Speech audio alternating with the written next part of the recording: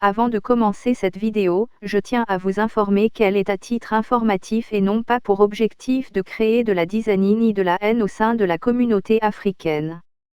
Prière de ne pas la juger et de laisser vos commentaires afin que nous puissions nous améliorer et de vous produire de meilleurs contenus. Un petit rappel, abonnez-vous si ce n'est pas encore fait sur notre chaîne Start Living TV, aimez, partagez pour que les autres personnes puissent aussi en profiter. Cameroun crise anglophone, la question sera, enfin, débattue à l'Assemblée nationale lors de la session parlementaire de juin 2021. La problématique va figurer dans l'ordre du jour de la prochaine rencontre des députés, 4 ans après le début du conflit. Le Social Democratic Front en avait fait un marronnier à l'entame de toutes les sessions. Le conflit armé dans les régions du Nord-Ouest et du Sud-Ouest est en passe de faire l'objet de débats à l'Assemblée nationale du Cameroun. Du moins, si l'on s'en tient à cet article du quotidien Le Jour, paru ce mardi 13 avril 2021. La crise qui secoue les régions du Nord-Ouest et du Sud-Ouest sera enfin inscrite à l'ordre du jour en juin prochain. De quoi espérer car depuis le déclenchement de la crise en octobre 2016, l'Assemblée nationale n'avait véritablement pas ouvert un cadre de débat à cette situation aux conséquences funestes, révèle le tabloïd de Raymond Mana, presque de manière péremptoire.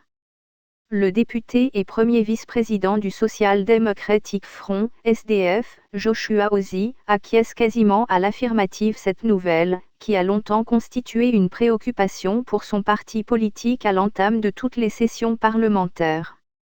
On s'est toujours battu pour un débat sur la crise qui secoue les régions du Nord-Ouest et du Sud-Ouest. Cela a été acté et pourrait être inscrit à l'ordre du jour lors de la session de juin. Je pense qu'on reviendra sur cette question en juin et sur le débat d'orientation budgétaire. Cette session était dense. Nous rentrons avec le sentiment d'avoir joué à bien notre rôle. C'est important de savoir que les sessions se suivent et ne se ressemblent pas, a-t-il confié dans les colonnes de ce même journal. Le parti de Ni John Frundi avait même boycotté l'ouverture de la session de novembre 2017, pour forcer la main au gouvernement afin qu'il inscrive cette problématique à l'ordre du jour des discussions. Rien n'y avait été fait.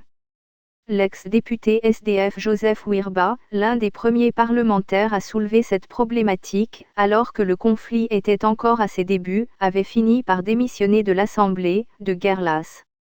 Si cette vidéo vous a plu alors n'hésitez pas à vous abonner sur notre chaîne Start Living TV, liker, partager et surtout activer la cloche de notification pour ne manquer aucune de nos vidéos.